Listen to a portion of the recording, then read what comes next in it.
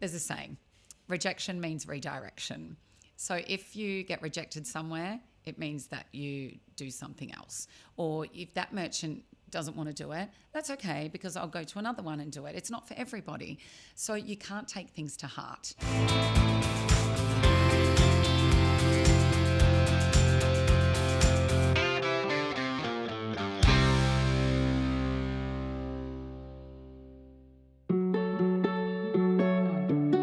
Our guest today knows a good deal when she sees it and isn't afraid to drive a hard bargain. Donna Benton first graced the shores of Dubai all the way back at the turn of the millennium, and her buy one get one free sensation, the entertainer, has been a fixture of our households ever since. Those who lived through the 2000s and into the 2010s will no doubt have vivid memories of hefty voucher books on coffee tables, regular voucher exchange parties, and new experiences curated by the cut of a coupon. Now all those same deals can be experienced with the tap of an app. The Entertainer is a juggernaut operating across 15 different countries, but Donna's journey with the business was anything but straightforward. From the struggle of finding those first partners, to a 50% sale in 2015 and a $100 million exit from the Entertainer in 2018, to a triumphant return as CEO and shepherd of the Entertainer in 2023.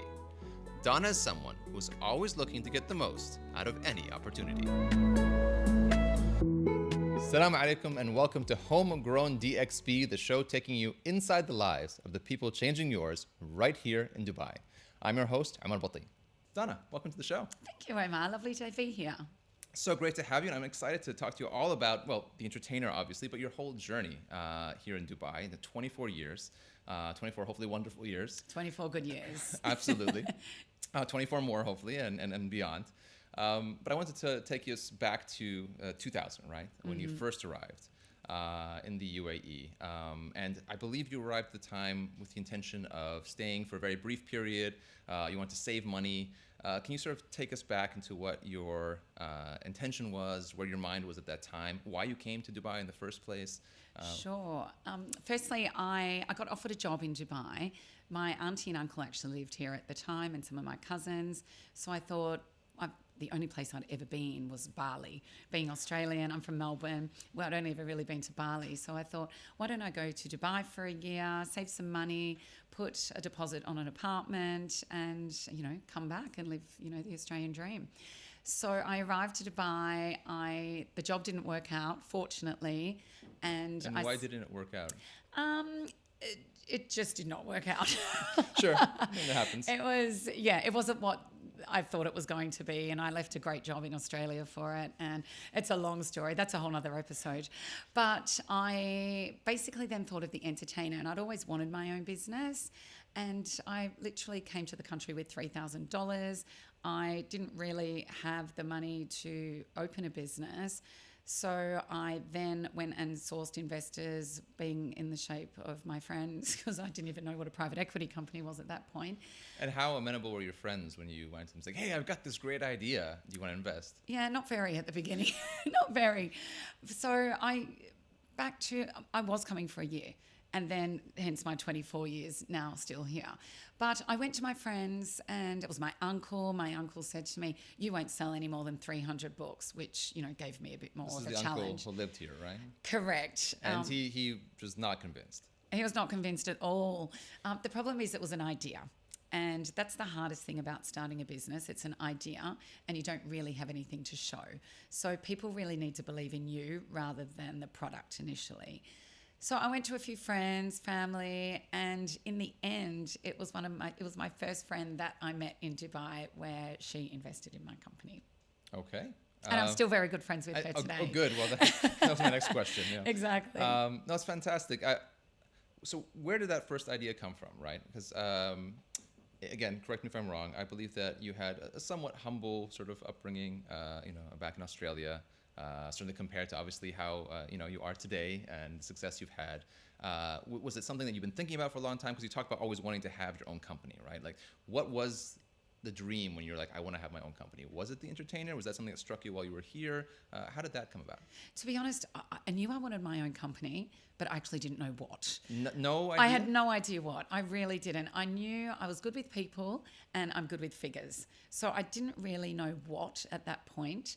And then when I came to Dubai, I saw there was huge potential for offerings. There was only a 10% off diners at a diners club at that point. And in Australia, as you said, I came from humble beginnings and I used to use vouchers as well to save money. And I thought, oh, wow, it's like one of the light bulb moments, that you have. I mean, were you sitting somewhere? What was it like when you had the light bulb moment? Where did the idea first strike you? I was actually driving on Sheikh Zayed Road and I thought, wow, there are so many restaurants and attractions here, but there's no incentive to go to them. And that's when I thought, you know what, this could actually work. And that's when the entertainer was born. So you found your friend. You got that first I found my friend. You found your friend who you're still friends with. Oh, my friend, yeah. Yes.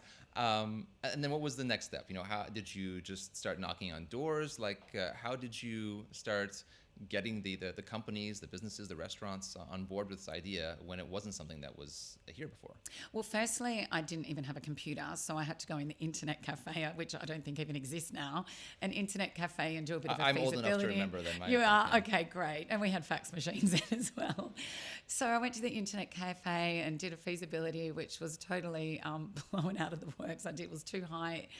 These are all the mistakes that you make along the time. But I went to my girlfriend and I said, look at this. I think it's a great idea, Neve. And, would you be interested in investing? And she believed in it. And they actually put in 120,000 dirham. That's when I started the business with. And roughly 4 or 5 years later, I think they got like a 30 or 40 multiple back. And then I owned 100% of the business from there. Oh, fantastic. So what was do you remember the first restaurant company brand that you signed up for the entertainer? Yes, of course. It was Jeff Strachan at the JW Marriott. I went there and firstly I did a list of all the restaurants that were in Dubai, and it was out of a magazine then called Connector.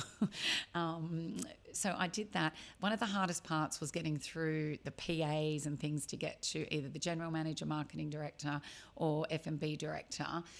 But it's just persistence. So I went and saw, one of them was Jeff at the Marriott. So I look back and I think, wow, I aimed really high going there. That was one of the best hotels in Dubai at that time. Did you just walk in and ask? No, I made an appointment. Oh, okay. I did make an appointment. I was very professional and I had all my printouts from the internet cafe. And he was great. I remember he put in his 5 fine dining restaurants and 3 family and casual. He paid 12,500 dirham, which was more money than I came here with. I was on such a high, and that's really where it snowballed from there. And what do you think convinced him? Is he just really good at, I don't know, charming people? We might have to ask him that, but he does say he wanted to give it a go.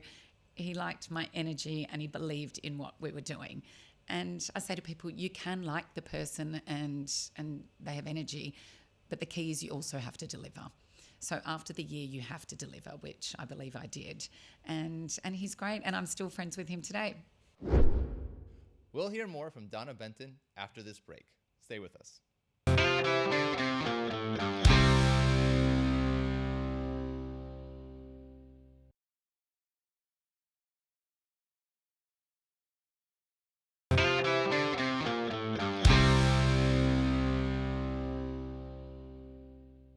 Donna Benton took her eye for a good deal and shared it with the UAE through the entertainer. But Donna is not someone to rest on her success, and she was always looking for a way to make sure everyone could avail themselves of the iconic 2-for-1 deals. So, I guess looking at the 5 years you mentioned, so obviously from the first investment to owning 100% of the business, the growth that you had, what are your, most vivid memories from that time? And was it something where you were once you had that first investment, once you had that first engagement from JW Marriott, it was just success after success? Did you have moments where you thought it was all going to fall apart? Are there things you missed from that time that you kind of wish you could go back to? Was there excitement that maybe isn't quite there anymore now the business is so big and mature and successful? Tell me about the experience of those 5 years. Yeah, I mean, they were the embryonic stages of growing a company, which is exciting but nerve-wracking at the whole time. And one of the biggest ones is cash flow. So they're probably the more stressful times. And I have to say, throughout my whole tenure at Entertainer, we were never, ever in debt. So that's actually one thing I am proud of. But I still remember how I felt walking out of the Marriott, just that buzz. So that gave me the oomph, I suppose, and the belief that, wow, this is going to work. And then I went to Wild Waddy, and they've been with us for 24 years. And then I thought, yes, they're going to go in, Ratana. Then I went to Jumeirah. Jumeirah said, we want to do it, but we only want to do lunch. I said, oh, no, you have to do lunch and dinner. So that's the whole point of the Entertainer. It's valid for the year from January to December. It's valid for lunch and dinner. They said, but we're Jumeirah. Why can't we just do lunch? I said, because if you do lunch, then everyone else is just want to do lunch. So I actually had to reject them and say no. And I'm like, oh, is that the right decision? But I had to believe in what I was doing. And then Jumeirah came on second year. And they've pretty much been with us throughout as well in different aspects. But that was, the signing ons in the beginning was a highlight. When my first book came off print, that was a huge highlight. Even though I printed way too many, it was still good. Because I'd never been in this industry before. When you say you printed too many, was it that you couldn't move them enough the first year? Or? I printed 10,000 and we sold 997. Oh, wow. Okay. So I was quite ambitious round one. The rest of those still exist somewhere? Are they like I do have item? a first edition. I have about 10 of them somewhere. But, it's your first baby product and it was great. And then along the journey, it's going through your colleagues are your friends at that point. They're your human capital. We had so many great memories. The company culture's great. Then some of the exits I've done, then when we went digital, when we expanded into new countries. So I have a lot of great memories. It's the 80-20. I have more 80% great memories, 20%. Why did I do that, Donna? Well, forgive me, but are there one of the maybe 20% why did I do that Donna stories you can share with us? Gosh. They weren't massive things, to be honest. It was more, I can. The first year I did it, I didn't shrink wrap any of the books. And I just put them straight into the bookstores and spinnies and built these massive big wooden book stands that took up too much room, too expensive. And all of a sudden, all the books were missing the vouchers because I didn't shrink wrap them, and then people were taking them. So I knew which was the most popular outlets because people were just going into spinnies and taking the vouchers and using them, so I couldn't sell those books. So that was one on a product point of view. And, just something, staff hires, what else? Not many things, to be honest. Not many things, but you just have to nib things where you can. And then I obviously had the whole daily deal site. That was another obstacle that came up, competing with the Groupons, the Cobones of the world. So it was challenging at times, but you just have to stick in your lane and do what you do best. You guys are still standing, so we're still standing. Yeah. I guess then, sort of looking at Entertainer and its evolution. Obviously, you referred to a few things there. You talked about, going digital, the app, expanding to other countries. I want to focus on the app for now, for the moment. And again, why you decided to do that. I believe you opened in Asia first, not actually here in the UAE, if that's correct. Correct. What made you decide that was the right time to do it? Was it that you saw print dropping off? Was it something you were just concerned about in the future? How did that come together? Yeah, digital was a big one for me because it's sort of the dark art. You didn't know what you were doing not at that time, but you could invest a lot of money and it might not work at the same time. So when Abraj came in and bought 50% of the company, that actually enabled us to go digital and expand into countries. So the first country we went digital was Singapore, then Hong Kong, Malaysia, because Asia are just more digital driven. It made sense at that time. We also kept the book, so we had both to make sure that it worked. And then we did the GCC, and the last one we did was actually South Africa. Okay. And how did that change the company? Because I feel like there was, maybe speaking for myself, I've certainly had this experience. My wife used to love, or still does, I should say, but on the app now. But she just loved the books, right? And leafing through the books and pulling out the vouchers, the place you're excited, and making decisions about where you're going to go or what you're going to eat from that party, having rather a book party, if you will, with the vouchers. Yep. And I feel like the app is a different kind of experience, a little less tangible. And maybe I'm speaking as an old person, I don't know. Yeah. Did you find the way people engaged with the entertainer changed when you shifted from, something printed to something digital? Were certain things maybe more popular, less popular? I'm just curious sort of how people's engagement with the entertainer Yeah, changed. look, everyone still talks about the book. You can tell people that have been in Dubai a long time because they know the entertainer book. And the great thing about the book then, you could flick through it. So you could actually see pictures and rip out vouchers, and you could go there. There was obviously some people wouldn't use it because there was a stigmatism to handing out a voucher. So you had your pros and cons to everything. And I used to say to more men, actually, I wouldn't use a voucher. I said, so if you were going to a golf course and it was going to cost you 700 dirham, oh, no, I'd use one then. I said, so you would use a voucher.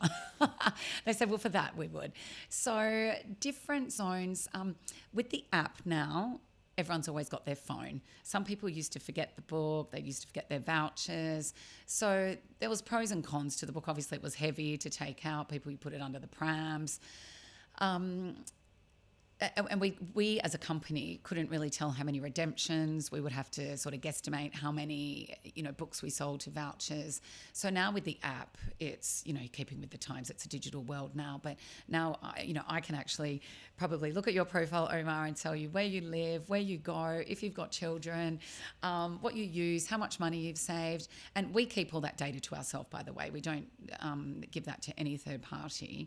But people will always have their phone, so they've always got their entertainer, and everyone loves value, and it's still social. People still go places only in the entertainer.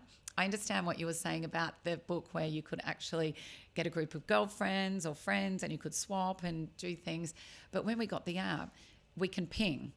So I can actually ping you a voucher. So it's all on social now. So there was, I think it's a Facebook where they did entertain a voucher swap. So then you would ping vouchers. So they did find a way to do that in the end. So you keep the identity no matter what sort of. We keep everyone wants value for money. Everyone wants the 2-for-1 deal. So they find a way. Of course. I want to sort of talk about something. I feel like that you are, you're very, very much a confident person. You talked about the early rejection, and I've also heard you talk before about how you were very focused and very much believed in yourself, right? I wanted to sort of ask you where you think that comes from, because anyone who hopes to do anything, anyone who hopes to start a business, is going to face rejection. They're going to face people telling them they can't do it. Whether it's an uncle who is like, that's not going to work. You're not going to sell 3,000, or 300. A friend, or 300. Sorry, even less. Or a business, or a colleague. How do you push through that? How do you have that confidence to say, no, this is what I'm going to do? You talked about wanting a business from a young age or being a business owner, but how do you push past rejection? Well, firstly, I think if you don't believe in yourself, then how do you expect others to? So I think that's the first rule. Secondly, I think it's all about your upbringing, your childhood, school, how you were. There's a lot of stories why people are confident. Some people are confident in some aspects, but also not in others. But look, again, I don't think you can really teach it. I think you have to go through it. Because there's also times where I feel a bit flat and think, why didn't they do it? Or this just happened. But then again, it's believing in yourself and think, just because there's a saying, rejection means redirection.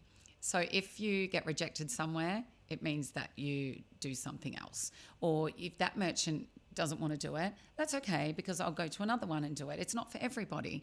So you can't take things to heart. That's what it is as well. You can't take things to heart, and you just have to keep in your own lane, do what you do best, don't get distracted, don't follow the crowd, and just really work hard, do the grit. And I always find if you love what you do and it's about passion, the money will follow. If you're focused about the money first, you don't have the purpose or the passion, it won't follow. So that's also another scenario of loving what you do, and it will show. And where do you think that comes from in your upbringing? Is that something that your parents instilled in you at a young age? Is that an experience you had at a formative year? Where because you talked about all these different studies. I'm curious where you think your confidence comes from. Yeah, look, I was very independent. My parents divorced when I was 9. I grew up very fast, very young. I was very independent. I worked since I was 13. So I What think did you do at 13? I was the delivery girl at the pharmacy. Okay. The pharmacy. So I did that. I worked in KFC. I worked at supermarkets.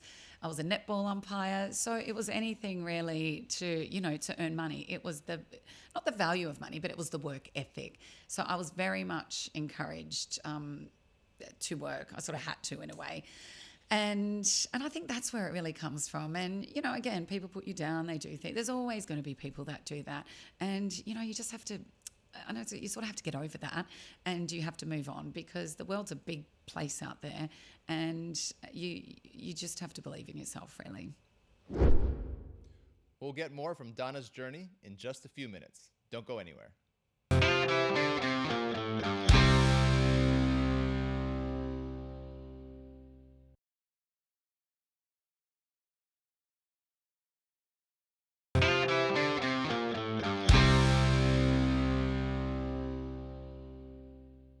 Donna Benton, founder and CEO of The Entertainer, arrived in Dubai in 2000 with the intention of only staying for 1 year and saving money to take back home with her to Australia.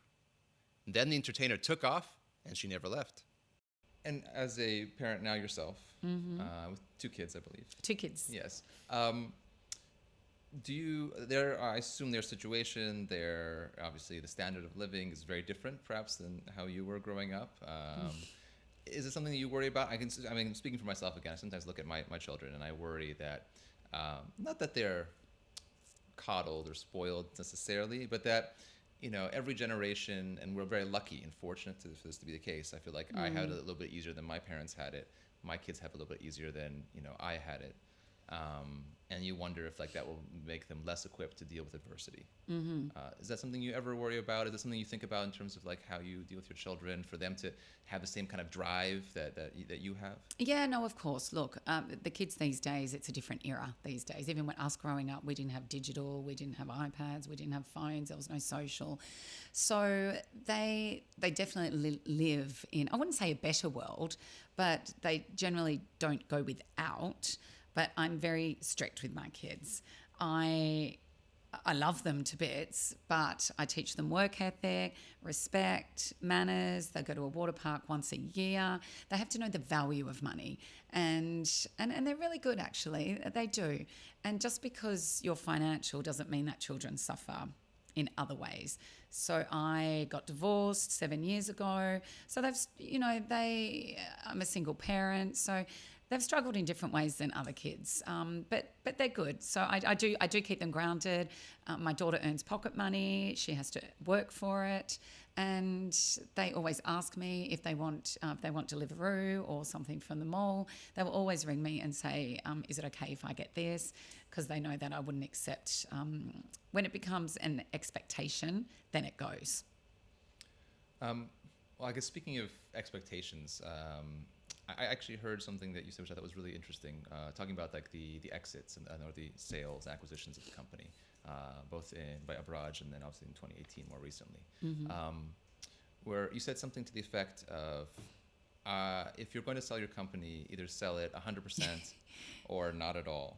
And I thought it was such an interesting idea, and I was wondering what sort of prompted that thought. Is it because something's your baby and it's sort of hard to own part of it now? Is it just sort of, difficulty letting go? Is it some, what prompted you sort of to say that? Yeah, these are all the learning curves again. So I think, and I'm just talking on behalf of myself, but when you've grown something and it's yours for 17 years and you have full control over it, then once you sell it, the majority stake, you lose control, and it generally doesn't work, which I became aware of. So my advice was to either hold majority or sell 100%, because the shareholders might have a different vision. It might be a new board. They might not like your vision anymore. And it's tough because it's your baby, and that's the whole thing. So what I said was to keep majority, even if it's 51%, or to sell everything. But saying that on the reverse, they pay for it, so they have the right to do that at the same time. But it's what you can deal with. And was that in your mind at all when you were approached by the chairman in was it 2023? To go back, it's Yeah, a little bit of a contradiction, Yeah, right? yeah. No, it wasn't, because I'd done other things for 4 years, and the reason I went back to entertainer wasn't money focused; it was more purpose focused. I missed it. I missed the company culture. I wanted to make the entertainer great again. They'd had another 3 CEOs in the meantime that had a slightly different vision that maybe wasn't working as well. So the chairman then asked me to come back. But what I did, I set very clear boundaries, because they have to be happy with what I've asked for to go back, and I need to be happy at the same time. And it's a team effort. So the boundaries have to be very, very clear, and everyone has to be happy, and we were. And it's really now about the purpose, and the entertainer's great again. Did you feel like a sense of deja vu now that you're sort of back? I mean, I'll get into those 4 years, because I definitely want to talk about the 4 years and obviously the continuation of the Benton Group, which is something that you founded as well. But just focusing on the entertainer for now. Does it feel like you never left? Is it something where you came in and you're like, oh, this is completely different, and you're sort of like shaping it back into the organization of the company that you knew? Yeah, to be honest, it actually felt right. When I went back there, some of my old staff were still there as well. A lot of them I didn't know. There was probably 15% that I did know. But it just felt right. It's like walking back home, walking back into your house, So it was totally fine. I knew it inside and out. We worked so hard. I unfortunately had to let some people go that weren't performing, because if they were, then I wouldn't have had to come back. And I brought some of my old staff back, and yeah, we did in 3 to 4 months, probably what most would have done in 4 years, to be honest. All right. And well, one of them in the year, we've signed an extra 1,700 new merchants throughout the region, predominantly UAE. We've redone the app, we redid the website. So we've done a lot to refitted out the office. We've done a lot to the company, and it's back to where it was now. So what are the aspirations going forward then for where the entertainer is today? Obviously, you came in, you had a lot to do in a very short period of time. Correct. You've accomplished a lot in that, now the year since you came back, more or less. What's the next step? What's the next thing for an entertainer in terms of expanding, what it can do and what it offers? Yeah, so I always say 2024 was the year of restructuring, getting back to basics, getting rid of the discounts, getting the strongest offer back in the market, which is buy one, get one. And 2025 is the year of growth, as I put it, of takeoff of growth, which we've launched last month. And so, yeah, it's just really evolving. We're going deeper into the countries that we're in rather than wider. And then once we're as deep as I feel that we need to be, then we'll go wider again. Expanding our B2B, really making our app user-friendly, just being agile in that respect, and just keep giving the best offers with the best merchants that we can. So I want to go back a little bit to 2018 with your, at that time, exit. Now we know temporary. Yes. Spoilers. What were you thinking at the time? Because I know you went on to found the Benton Group, and a number of companies there with your Kaha Kapo, your swim line, or your Chloe's hair and nails after your daughter. Exactly. Amongst others. But when you first left at 2018, was there ever a thought or intention in your mind to be like, I'm going to relax. I'm going to, maybe not retirement, but, sort of take a number of years off and just, enjoy life. Nothing. Do nothing, yeah. It was an idea for a very short while. How short is a short while? Oh, a month. Oh, it's a really very short while. A month. But I need to keep busy. I need to have a purpose. I love startups. And that's why I started Kaha Kapo, really. Well, actually, I started the Benton Group. And initially what I wanted to do was to invest in companies and have portfolio, which I love doing. I invested in the Sunset Group from an early stage, and they're amazing. They have 5,000 staff, lots of restaurants, but I'm on the business, not in the business. I'm on the board, so I'm not really running it. So I found out I wanted to run something. I wanted to create something. So that's why I did the swimwear company, because I felt there was a lack of swimwear here, like a colour coming from Australia. We love swimwear. I'd never been in it before, and I thought it was a good challenge for me.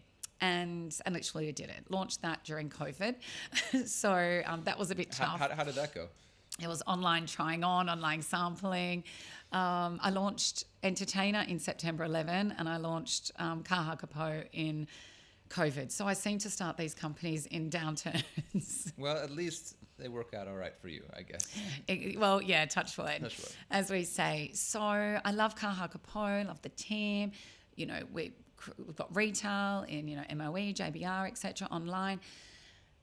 But then I'd sort of done it. We did it and we've got a great line and we do men's, women's, kids. And, I did it. So it was actually good timing for the chairman to come back to me for Entertainer, because if it had been probably a year or 2 years before that, I wouldn't have been ready.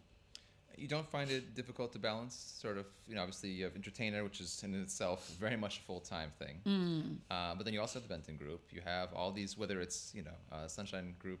Sunset. Sunset, I know they sort of run themselves, but then you have other businesses like Kahakapo, like Chloe's, which I assume, you were quite hands-on, at least in the initial stages.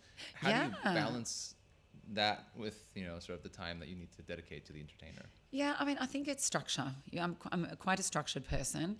So I have I'm full-time at Entertainer, but then I have set up a great structure at Kaha Kapo. So I'm still in and on Kaha Kapo. I still look at everything. I'm on all the figures. I get the emails. I'm still very much on Kaha Kapo. And Chloe's is small. So Chloe's is quite easy to run in a nice way. So yeah, I don't know. I manage quite well. I think I've trained myself, Omar, to be organised and structured, and I have great help at home, and that helps with the kids. And yeah, I think I've nailed the balance. Okay, all right. See, this is the confidence we're talking about. I think I've nailed the balance. It's taken a while, but I think I've got there. We'll bring the next chapter of Donna's story to a close in just a few minutes. Stay with us.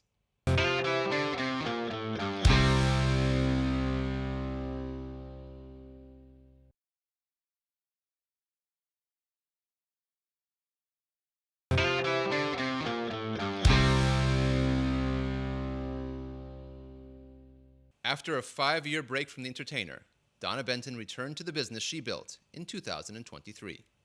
But with her independent venture, the Benton Group, to consider, and with more on her plate than ever before, how does Donna see her future? I mean, is there any scenario in the future where you think you would take a step back, retire? Is that something that you aspire to at all, or you just want to keep working forever? No, I don't want to keep working forever. I always need to do something. I think it's really healthy to have your brain active. I'm quite a fit person. I like exercise. So I think that's healthy. A balanced world or a balanced person, I think, is healthy. So when my kids go to uni and things, maybe I'd like to step back a little bit so I'm able to travel with them and go and see them.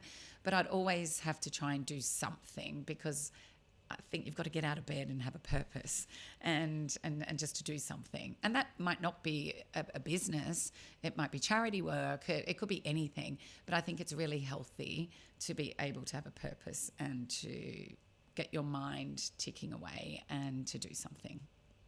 So is there something sort of at the back of your mind, I don't know if it's a dream project per se, but something that you'd like to do, whether it's part of the Benton Group, something independent, is there something you still feel like future plans? Future plan, or is there a light bulb moment for something else that's coming? Yeah, no, I still have ideas that I'd really like to do, but I think when you think too far into the future, it's a bit unrealistic. So there are a few things that I'd love to have my own boutique hotel, to have some restaurants, spas, so I'd love to have a few of that. And no doubt I'll think of a few things else along the way. So yeah, I'm definitely not finished yet.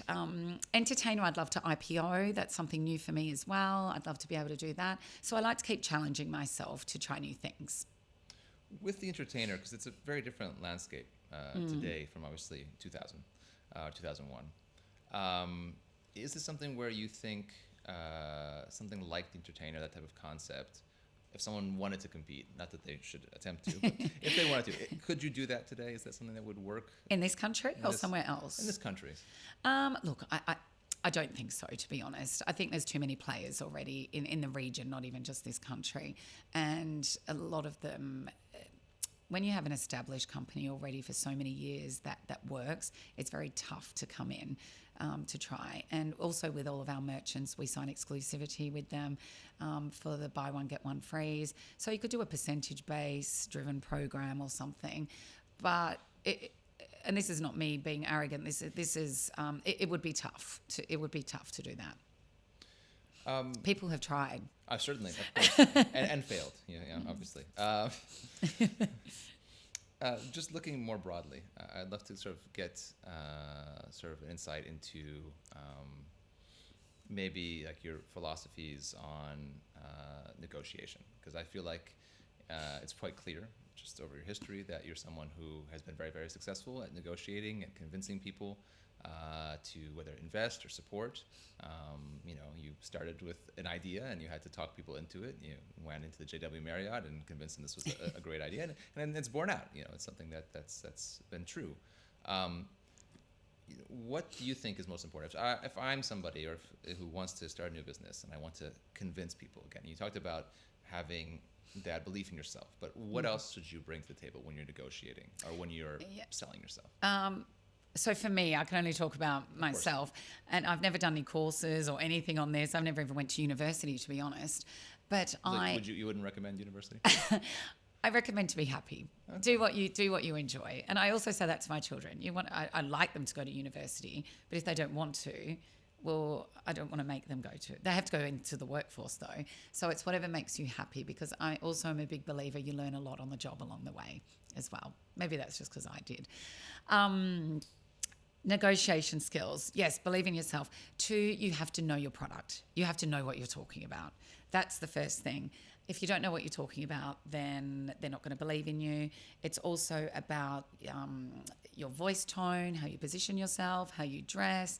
So if I was to talk to you now like this, no, Omar, it's not. You have to be confident in yourself. So look, I think it's just the foundation things. Know what you're talking about. Know your product. Look confident and have energy, and then you have to deliver. What was the toughest negotiation you've ever been part of? Oh, that's a good question. The toughest one.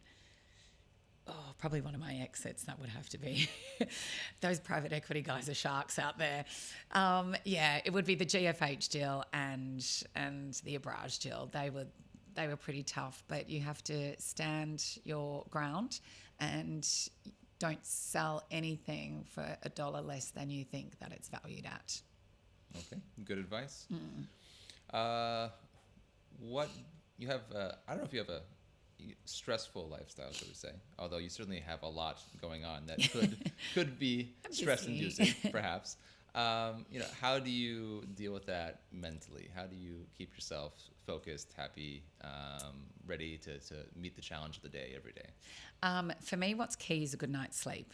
I minimum get 8 hours sleep a night, 8 to 9 hours sleep a night. I don't think I manage that. I think I always say, or people say, what keeps you up at night? I said, not a lot, because I've trained myself you can't do anything at 2 a.m. So you may as well have a good night's sleep, wake up at 5 if that's the case, or 6, and then deal with it. Unless, of course, someone I loved was injured or hurt or unwell. But if it's a work focused, you can't do anything at 2. So get a good night's sleep, wake up fresh, and be done. So good night's sleep is critical for me.